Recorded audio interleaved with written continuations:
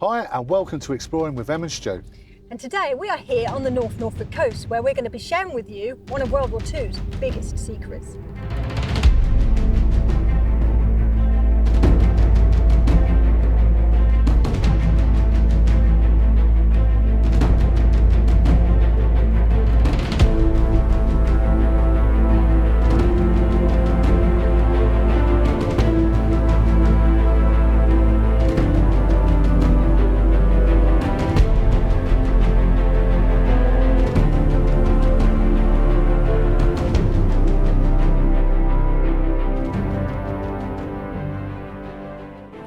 This area around the North Norfolk coast is surrounded by sleepy little villages and arable farms and really very little else.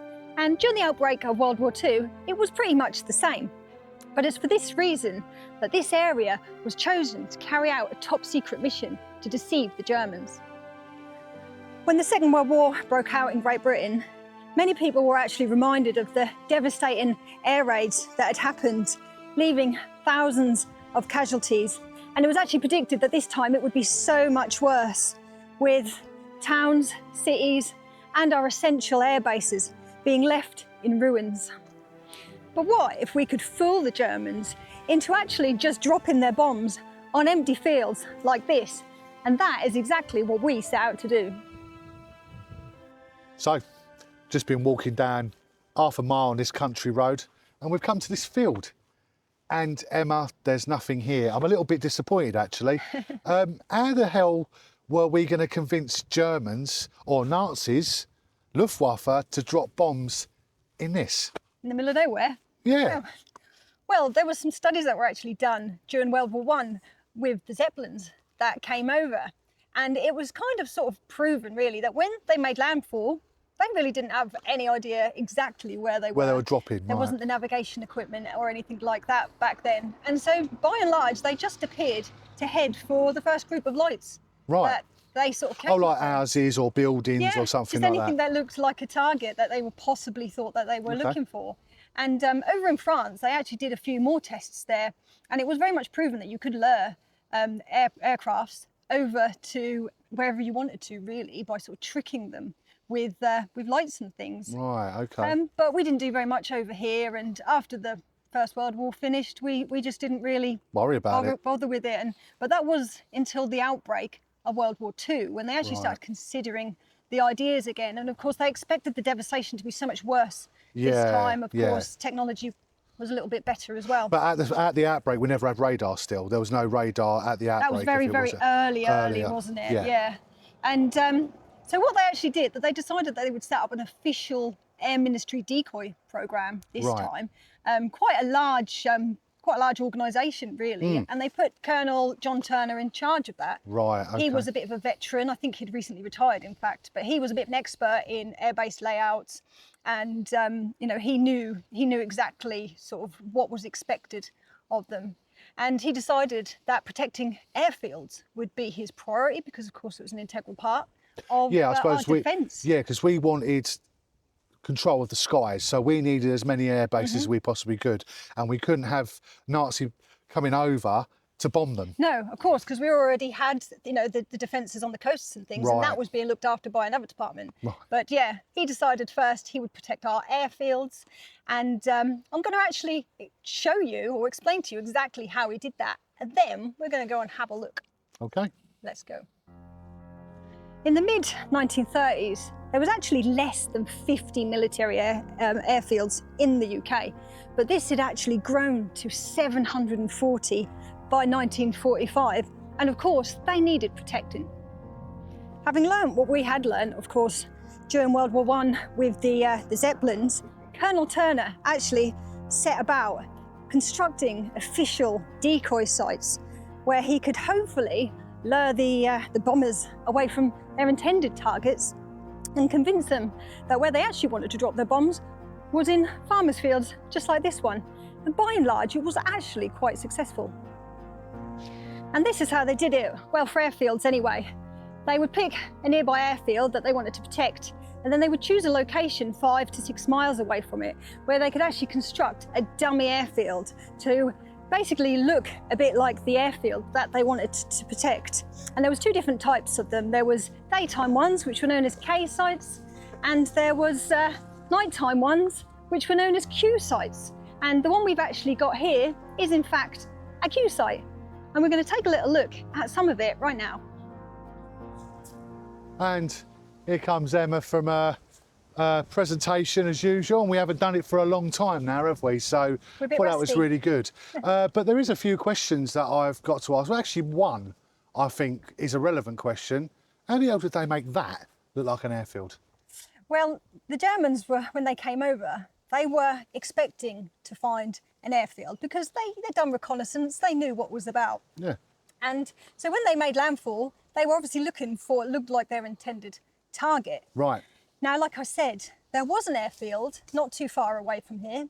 And I believe in this particular case, it was protecting Bircham Newton, which is actually quite far away, but then it went on to protect Langham, which is just down the road. Right. So what they would actually do, the real airfield would be almost blacked out as much as they possibly could. And they also disguised them, I do believe. I think they sort of painted camouflage onto some of the runways to make them just look like hedges sometimes and things like that. And the decoy, of course, would have flare lights that looked like the runways. It would have all the usual sort of lights you would expect to find. Taxiing lights. They all the did. They taxiing actually lights. used large headlamps where they would move at a 90 degrees angle across what was supposedly the runways to simulate what looked like aircraft. And that would lure the Germans into thinking, oh, there's something going on here. Okay, well, I've got this other question. How long until the Luftwaffe sort of like realised that what was going on? Well, I think it really depended on, we're talking about airfield decoys here. Yeah. Now, I don't think the one that we're at today was used for all that long. Right. So maybe they sort of figured out that. Figured it out. I was just wondering how long it would take to figure out something like that. But don't forget, there was other sort of decoys as well. Yeah. Towns and cities had decoys where they would pretty much build an entire ghost town. Ghost town, yeah. A good few miles away from places like Birmingham and Sheffield. And the Germans would drop their bombs into these fields. And not... They would go, brilliant, we've bombed Birmingham. Yeah. They'd go back, somebody would come over the next day to take photographs of reconnaissance missions and go, Birmingham is not barely unscathed, what happened? And they'd be scratching their heads going, I don't know. You know, maybe we're just not very good at this. And they would spend extra money and time training people and equipment because they actually thought they were just really good at really bad at navigating. Yeah. But it actually wasn't. We were just tricking them. So I think the towns and the city ones, and also ports, important military features like ammunition factories, things like that, possibly were a little bit more successful than these airbase ones. Okay, right. But of course, as you've seen today, you really can't see anything. This is just Farmer's Field again. Yeah, and we're in bushes. That's it. The lights have obviously been taken out, and that was really all that there was. But they did, of course, have a control bunker where all of these lights had to be operated from. And we're actually lucky enough that we've actually still got that bunker for this particular decoy site. Yes. And that's what we're going to take you to have a look at. So let's go and have a look, shall we? And so here we have it, the only actual structure that was built on these decoy airfields. And like I said, we're really lucky to still have this one hidden in the middle of nowhere. I mean, you really wouldn't know that this was here unless you actually knew it was here. But I'm going to show you around some of the features of it. Now, like most bunkers, including pillboxes sometimes, we've got a blast wall, huge, heavy concrete. As you can see, they've used corrugated steel as a little bit of a mould. Again, something we often see in World War II structures. And why did they need blast walls? Well, don't forget that the people that were stationed here, often to personnel from the actual local airfield, were inviting bombs to be dropped on their heads. I mean, that you can only imagine how scary that must have been. And they had a blast wall for protection, so lucky them, I guess. But what we've actually got here is the actual bunker itself.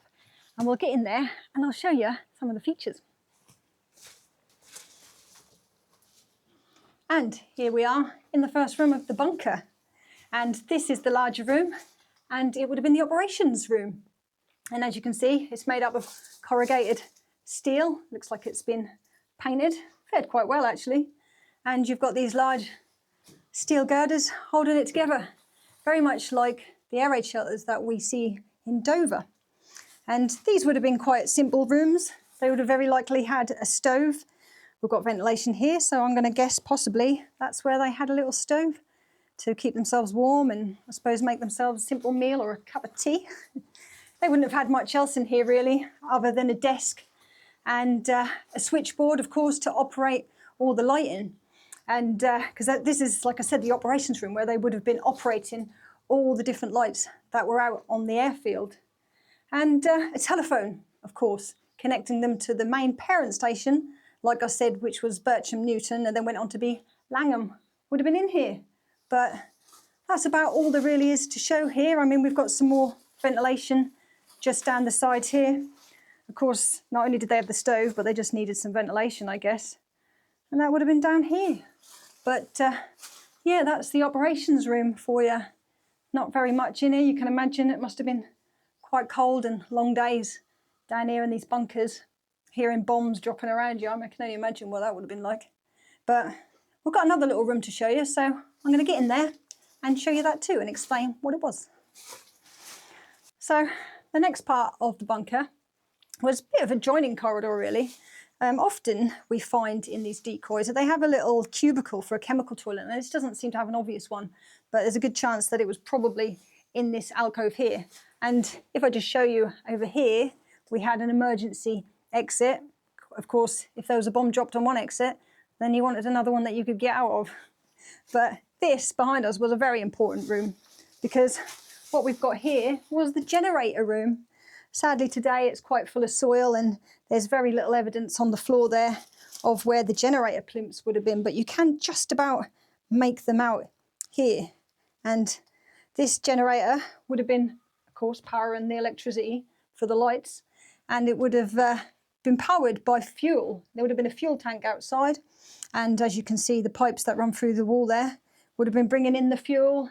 It would have been ventilating, obviously, the generator, and of course it would have been also exhausting the exhaust fumes that these generators would have made. But if you look at the construction of this, and trying not to look too hard at the massive spiders that are in here, then you can see that this is actually just made of like prefabricated concrete, reinforced again with like iron or steel in there. So yeah, completely different construction to what we actually saw in the operations room. But yeah, there's very little more to see in there. Like I said, these things are not very big, but they were incredibly important. And there was actually more of these nighttime Q sites than what there were, I think, of the daytime sites. And most airfields had them, so they could just chuck them up really easily. So very simple constructions, really. But yeah, I think that's about all we can show you from the inside, but there's a few things to show you from the outside. So we'll get out and we'll have a look. So here we are on the outside, and we'll take a closer look actually of the construction of this, because you can quite clearly see that is very much corrugated iron there. And like I said, actually that feels really quite strong still, considering that this has been sitting here since, I think these were constructed in 1941. And I mean, the huge big doorway there, I mean, thankfully they look quite strong, but like I said, they were inviting bombers to drop bombs on them, so they needed some sort of protection. But fascinatingly, we've actually got an interesting feature right round the side here that we don't very often find in anywhere really. Metal ventilation ducts, and you can just about see where it would have had that cap on the roof there. And it's quite amazing really that this hasn't been sort of pulled off and scrapped. I mean, it's quite fascinating to see it. But the rest of this bunker is of course covered in soil. Now some of these were actually semi-sunken, the decoy bunkers, but I think they had a bit of a problem with them flooding. So in the end, they just decided to put them on the surface and cover them in soil like this. But this was literally all that they had for protection. So quite amazing really. But that's it really. I don't think there's an awful lot more to show you. So I think we'll meet up with Stu again. We'll chat a little bit more about it before we say goodbye. So we're just coming out of the bunker here, the decoy bunker control room. But I'm walking around with Emma, just going through a little things and looking at the corrugated steel and the concrete. And the biggest question I have, and I know I sort of asked it, did it actually work? Did any of these actually work? Well, actually, Yes and no in this particular case. Because I think they estimated something like 5% of German bombing raids were diverted to decoys, not just airfield ones, but across towns and cities and that.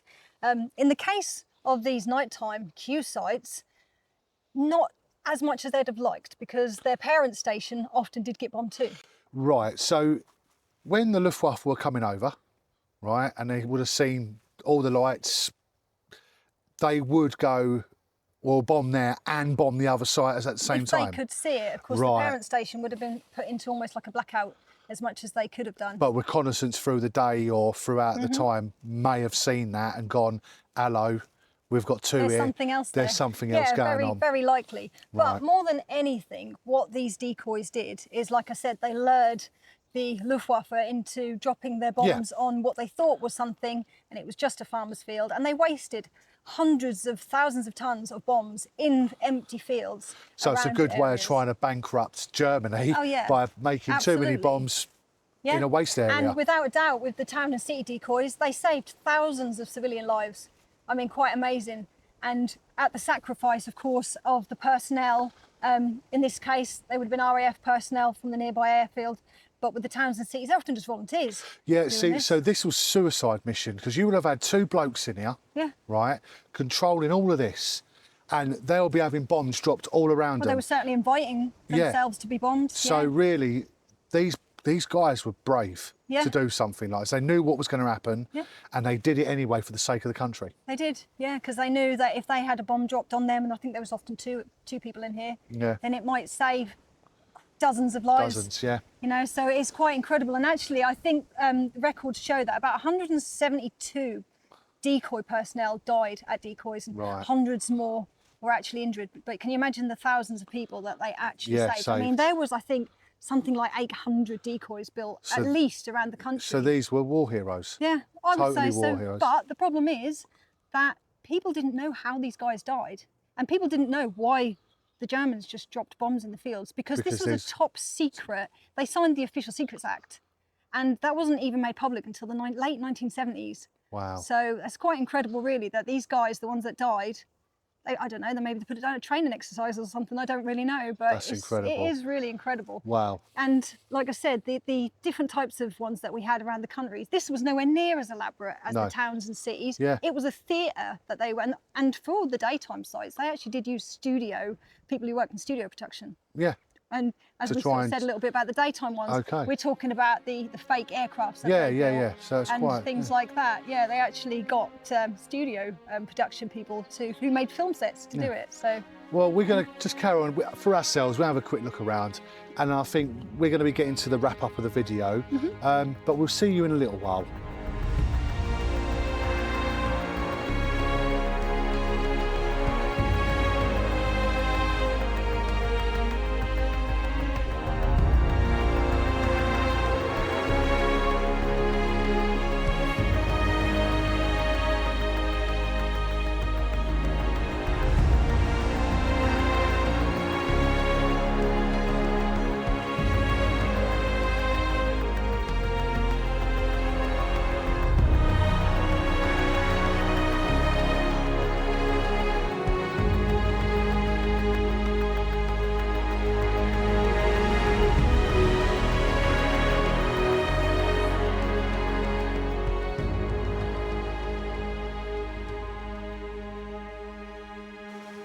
Okay, so we're going to be wrapping this video up now. We hope you really like this, haven't we? We've really enjoyed it.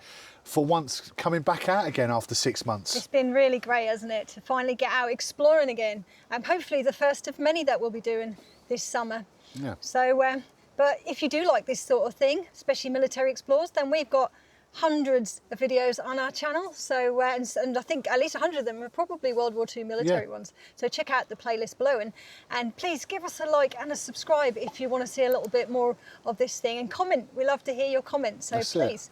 That's it. And also we have a Patreon that's at £3 a month, and that gives you exclusive content, little chats with us and pictures and stuff like that. And we do have another channel called the Great Escapers, and that's on our camping trips. coming to these sort of places. That's so it, yeah. yeah. So if you're interested in a little bit of van life things and the little adventures that we get up to, And we do then that. yeah, there'll be a link in the description for that as That's well. it. But as from Exploring with Em and Stu, we hope you really enjoyed yourselves. As much as what we have. And thanks for watching as always. We will see you on the next Explore. Bye bye for now. Bye bye.